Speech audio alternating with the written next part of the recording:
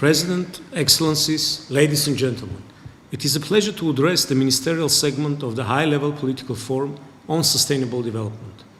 This forum is yet another opportunity to recommit to the 2030 agenda, its goals and ambitions to have a better, safer, cleaner world for all. We reiterate Armenia's full support and commitment to the Sustainable Development Goals. Over the past few years, the government of Armenia has been taking active measures to synchronize the national strategies and action plans with the goals and targets of the 2030 agenda, with the ultimate aim of creating a safe, a democratic environment for our citizens and ensuring their equal rights, freedoms, and livelihood opportunities. Certainly, the global coronavirus pandemic thwarted our efforts to secure sustainable development.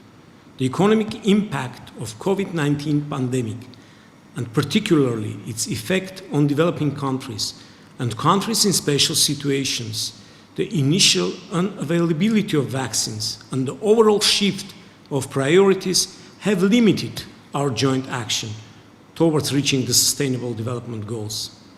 Now, as we have overcome what we can call the pandemic shock, it is indeed time to recommit to the full realization of the Sustainable Development Goals. Despite the pandemic and conflict, particularly the 44-day war in Nagorno-Karabakh that Azerbaijan instigated, despite the appeal of the Secretary General for a global ceasefire in time of pandemic, Armenia has continued implementing the far-reaching reforms that we have envisaged for the country. Ladies and gentlemen, quality education is key in building resilient and creative societies.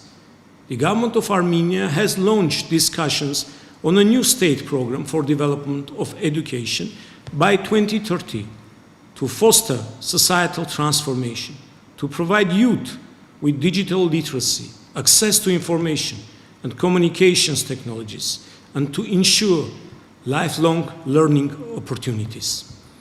The issues related to gender equality similarly remain at the forefront of our reform agenda. Women's empowerment, along with inclusion and equal participation in all aspects of public life, is a key priority for Armenia. In terms of environment, Armenia is the fourth most vulnerable country to climate change in Eastern Europe and Central Asia region and faces many challenges related to the environmental degradation.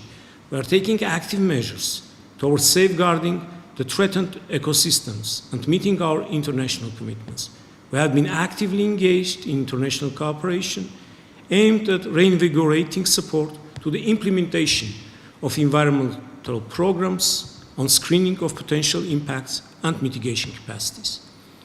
Dear colleagues, by adopting the 2030 agenda, the global community made a pledge to leave no one behind. We should remain faithful to this pledge and make sure that development is available for all, notwithstanding their nationality or lack thereof, location or status. People living in conflict zones are among the most vulnerable groups of people, devoid of official development assistance or international cooperation. We must all strive to ensure their development and their rights without any discrimination. I thank you.